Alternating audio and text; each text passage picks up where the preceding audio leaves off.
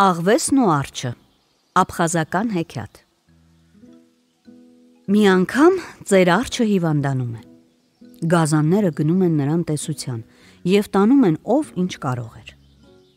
Մի օր էլ գայլն ու նապաստակն են գնում տեսության։ Խոսում են դեսից, դենից, հետո էլ չեն համբերում և սկսում են աղվեսից գանգատվել։ Ախ արջ, մեր բարի ծերուկ, քո հիվանդությունը շատ է տխրեցրել բոլոր գազաններին։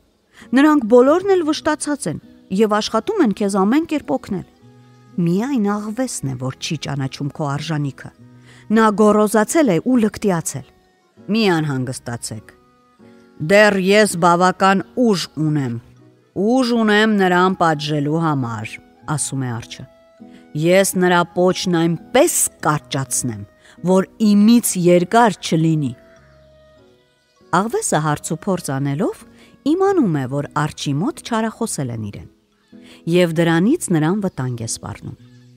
Նա որոշում է գնալ հիվանդին տեսության և նրան ցույց տալով իր նվիրվածությունը միաժամանակ վրեժ լուծել մատնիչներից։ Աղվեսը վազելով գնում ու կանգնում է բնի առաջ։ Արջը բարկացած նայում է նրան ու մրթմրթում, իսկ աղվեսը մինչև գետին խոնարհվելով իրեն շատ վշտացած է ձևացնում։ Օ մեր Տեր, դիմում է նա արջին, քո հիվանդության մասին ես վաղուց էի լսել, բայց երբ հիվանդանում են ձեզ նման մեծությունները, Տերիմ, նրան միայն բարի խոսքերով չեն գնա տեսության։ Ես ուշացա, որովհետև քո հիվանդության համար դեղ էի փնտրում, դրա համար մի բարկանա ինձ վրա։ Ինչ դեղ ես ճարել ինձ համար, մրթմրթում է արջը։ Ես դեղեր չեմ ճարել, միայն իմացել եմ, պատասխանում է աղվեսը։ Ահա թե ինչ դեղ է։ Եթե առավոտ շուտ, քաղցած փորով, գայլի ու նապաստակի սիրտն ու լյարդը ուտես, բոլորովին կառողջանաս։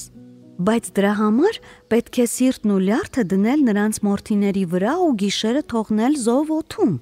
որպեսզի ծածկվեն առավոտյան շողով։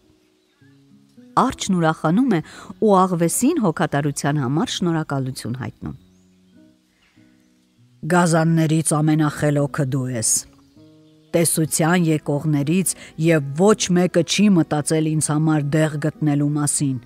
Շնորհակալ եմ աղվես, շնորհակալ եմ բարի խորհրդիդ համար։ Աղվեսը մի քիչ էլ է նստում արջի մոտ, հետո գնում է։ Ցանկանում եմ շուտափույթ առողջություն, ասում է աղվեսը հրաժեշտ տալիս։ Մյուս օրը արջի մոտ են գալիս գայլն ու նապաստակը։ Արջը երկար բարակ չի մտածում, սպանում է նրանց և սիրտն ու լյարդը դնելով նրանց մորթիների վրա փռում է հենց որջի մուտքի առաջ։